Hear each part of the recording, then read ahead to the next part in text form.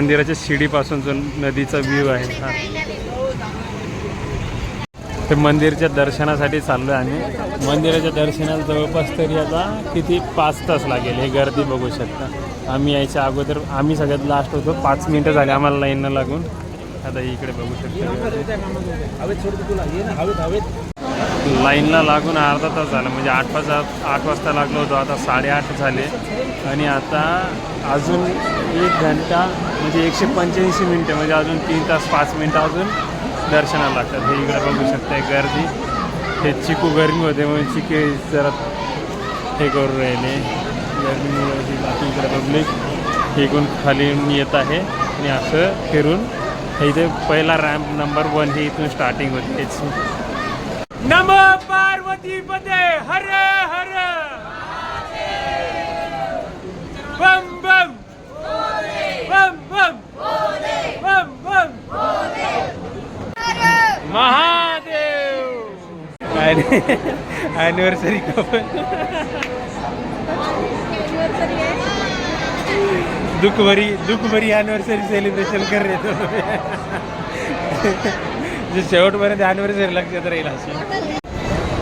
Hello गाईस, आम्ही आलो ओंकारेश्वरला दर्शनासाठी. कुठे आलो आपण? ओंकारेश्वर. त्याच्यावर काही नसते ना.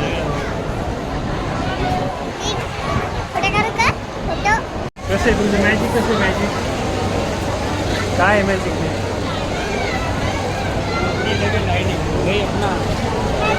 काय मॅजिक सांग काय मॅजिक ते? अच्छा वा.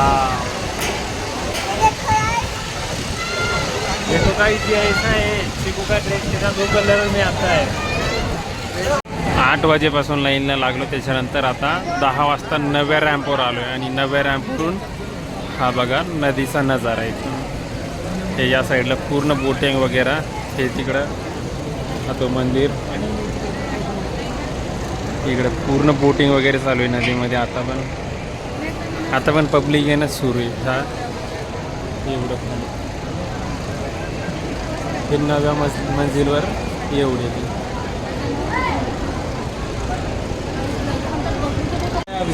2.5 तासाच्या नंतर इथं आता मंदिर पाहायला भेटले आम्हाला. म्हणजे नेमकीच दिसले आता. म्हणजे खाली त्याची हाईट इतकी मोठी आहे की आता दिसले आम्हाला. अजून अर्धा तास लागेल समजा आम्हाला तिथं जायला. अर्धा तासाच्या बिवारी. तर फायनली बऱ्याच वेळाच्या नंतर ओंकारेश्वर पार्वतीश्वर महादेव मंदिराचं इथं दर्शन झालेलं आहे. आणि आता इथून समोर मेन मंदिर अजून बाकी आहे. तर पुढच्या मंदिरावर जवळ गेल्याच्या नंतर पुन्हा तुम्हाला दाखवतो पुढचं मंदिर.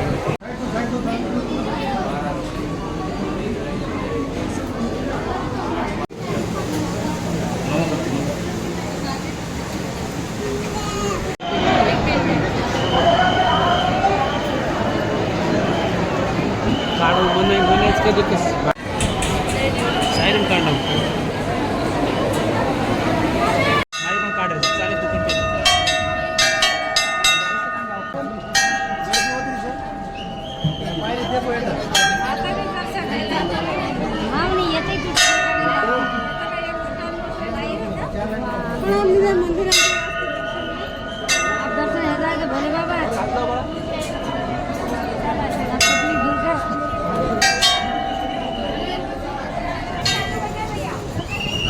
मोबाईल काढे करणार पण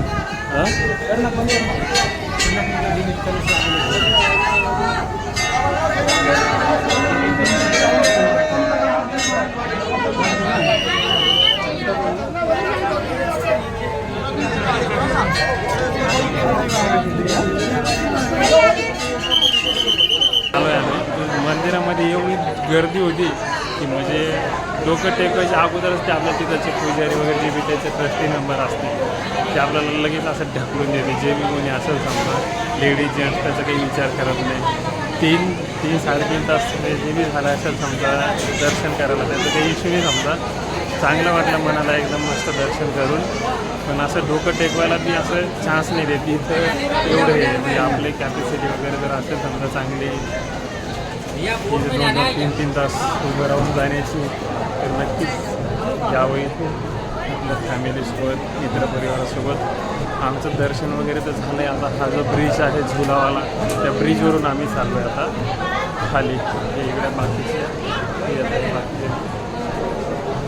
हे मंदिरामध्ये पैदल येणाऱ्याचा हा व्ह्यू पूल, ज्याला मी पैदल यायचा असेल तो या व्ह्यू पूलने येत असतो. हा व्ह्यू पूल खालून एकदम नदी वगैरे, खालून बोटिंग सुद्धा जाऊ शकतो आणि आपण या व्ह्यू पूलनं सुद्धा येऊ शकतोय.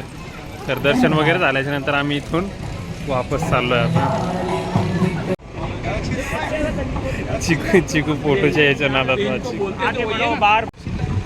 हे इथं बसलेले दागोरी बाबा, त्यांची तपश्चर्या काहीतरी करून राहिलेले. हे आहे मंदिराच्या बाहेरचं मार्केट, जे की प्रसाद वगैरे धागा जे बी समजा. हे आहे ओंकारेश्वर येथील संत गजानन महाराज यांचं संस्थान, जे की इथे महाप्रसाद भेटत असते. इकडे आम्ही जेवणासाठी आलो आहे महाप्रसादसाठी. सर्वजण इकडे मागं ताट घेतले बघ आणि आम्ही सर्वजण बसलो.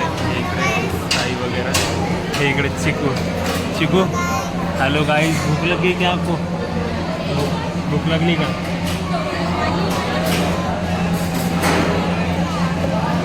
ओंकारेश्वरमध्ये सुद्धा गजानन महाराजाचं एवढं छान संस्थान आहे. मी तुम्हाला बॅक कॅमेरामध्ये दाखवतो. याच्यानंतर दुसरा व्हिडिओ एकदम छान, जशी शेगावमध्ये जशी सोयीसोयी आहे त्याच प्रकारे. हां, कोणसा स्टँड?